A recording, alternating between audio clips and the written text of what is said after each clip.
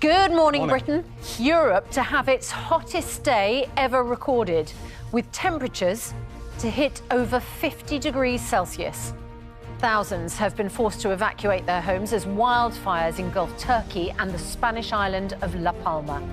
Meanwhile, in the United States, nearly a third of Americans have been warned of extreme heat across the west and south of the country in the coming hours.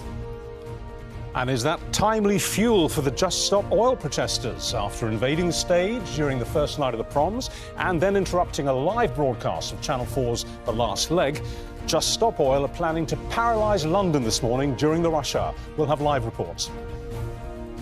And of course, after 7, wildlife expert Chris Packham will be joining us, telling us why he thinks some of the group's methods are valid, as long as nobody gets hurt. Centre Court has a new king after Carlos Alcaraz defeated Novak Djokovic in an epic 5-set thriller. Grand Slam champion Martina Navratilova was one of the first to congratulate the 20-year-old after the match. Find out what she said to him when she joins us after 8. Question: if you go abroad for plastic surgery and they botch it, should the NHS foot the bill for fixing you when you get back home?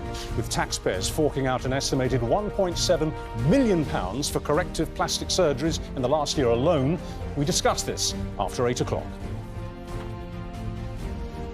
We keep with the cool, unsettled theme of weather across the UK. It is sunshine and showers with temperatures around average. I'll have all the details of that and more coming up on Good Morning Britain.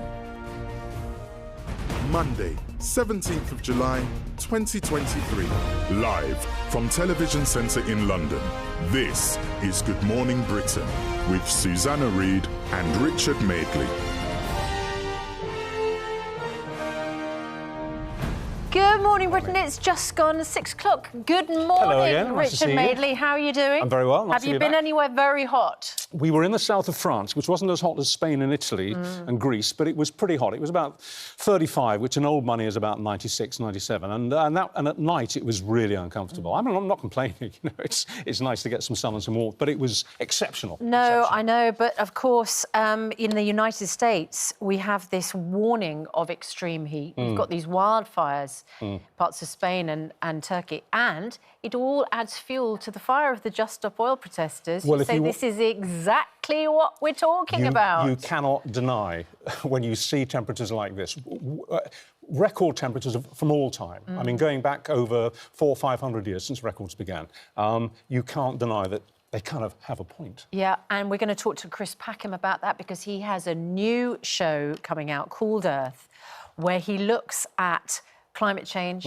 in history. He also is going to talk about the tactics of the Just Stop Oil protesters. Well, there's been muddled reporting about that because I read that he said that he now thinks that their tactics, walking slowly in the streets, scattering orange stuff over people, interrupting events, national events, he thinks is counterproductive. But latterly, in the last few hours, he said, no, I don't think that at all. I think it is justified. I don't know what he thinks. I think that he said there is an argument that those tactics aren't working. That was interpreted as they're not working because people are getting annoyed by them. But actually, I think what he meant was those tactics aren't working because our politicians are not doing what they need to fast enough to protect the planet from climate change. Well, but he'll be in after 7 o'clock this morning, so we'll ask him directly. And I'll ask him which politicians does he mean, because, I mean, compared to China, I mean, we have virtually no coal in our power system anymore, our energy system. China has more and more and more of it. I mean, they burn more coal per year than the rest of the world put together. I'd quite like to see Just Stop Oil demonstrating outside the Chinese embassies around the world. But anyway, we'll put that to him. And we will talk to Laura, who is sitting this morning in front of a map which is going to, well, strike alarm, frankly. That does not look healthy. No, I mean, at the moment we have 3 simultaneous areas of extreme record-breaking heat waves. And as you say, Richard, it's the fact that it's all-time records that are being broken. I'll have more in just a moment. But the big giant map behind me is North America. And at the moment, a third of North America, 113 million people